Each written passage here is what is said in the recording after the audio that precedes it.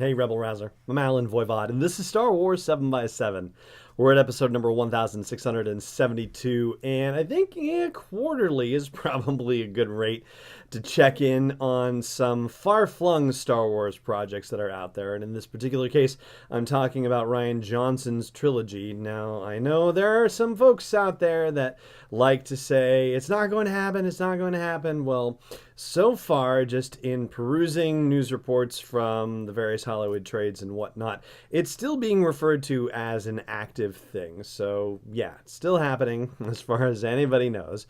And as we've talked about on the podcast before, we're going to have to wait for a while. Unfortunately, the dice roll 2022, 2023, that at least is what we're looking at. But there is a little bit more clarity now for that because of the fact that Knives Out, the movie he's working on right now, has a release date. It's November 27th of this year. It's been picked up by Lionsgate. So now we actually have an end game for Rian Johnson in the current movie he's working on. We actually have, a stop time, which then means he's got a start time for the trilogy, which is what he's supposed to be working on next.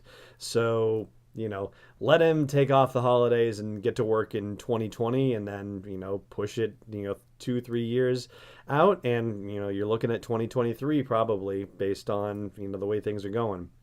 And so that is what that is like. But the question that sort of occurred to me as I was looking at the deal with Knives Out and occurred to me about just what he might do with Star Wars in general is, whether there's a possibility that this could be the first Star Wars comedy of any kind. And I know that's possibly something that will make some people's brains short circuit the idea of a Star Wars comedy, but Star Wars has always had comedic elements to it, and I'd say that's probably one of its best and most endearing qualities, and certainly I think sets it apart far from Star Trek, say, for example, which, does definitely have its humorous moments, but is certainly not known for them, whereas I would say Star Wars is, and kind of on the level of your classic, 1940s, 1950s, like very quick banter type movies, like your Howard Hawks kinds of things. So, the possibility that Rian Johnson could be heading that way at all with Star Wars was basically the idea occurred to me was because of the cast of Knives Out and also because of some of the tweets that he's been putting out. He is now in post-production for Knives Out, and he's tweeted out a few photos of posters that are at his editing place, wherever he is editing. And they include posters for some classic 70s and I think 80s movies, in particular adaptations of Agatha Christie novels Death on the Nile and Evil Under the Sun, and also a movie called Murder by Death, which is a spoof slash satire slash parody thing that was written by Neil Simon, actually, and is supposed to portray a variety of detectives from famous novels and whatnot. And so, thinking about that and about the fact that Evil Under the Sun and Death on the Nile, the two versions that he tweeted posters of are ones with Peter Ustinov as Hercule Poirot.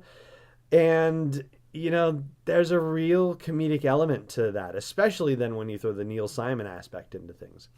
And so in looking at the cast for Knives Out, I find that many of them actually have some comedic chops. Now, you look at Daniel Craig and Chris Evans as your lead actors in a thing, and comedy doesn't necessarily jump to mind, but certainly Daniel Craig has demonstrated a droll wit as James Bond from time to time, and Chris Evans, I think he's got the chops for that too.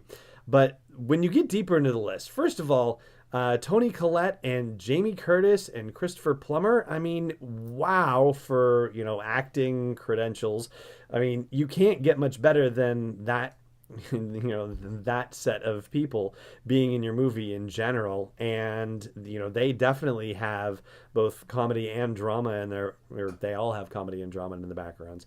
So, that's great. Ricky Lindholm is there. She's part of the Garfunkel and Oates duo, and that's some good fun too. And if you go through the rest of the cast list and you realize, there are people with comedic chops in there, as well as dramatic ones. And I guess you could say that, Evil Under the Sun and Death on the Nile were, dramas in their way also. But it sounds like it's actually going to be, or it's being set up to be, potentially funny. And, when's the last time that you really remarked on the funniness of a Star Wars movie? I mean, that's not to say that I didn't find moments in, say, The Last Jedi or The Force Awakens or Rogue One or Solo funny, per se. But I think, the laugh out loud moment for me, with Solo: A Star Wars Story definitely had them for me.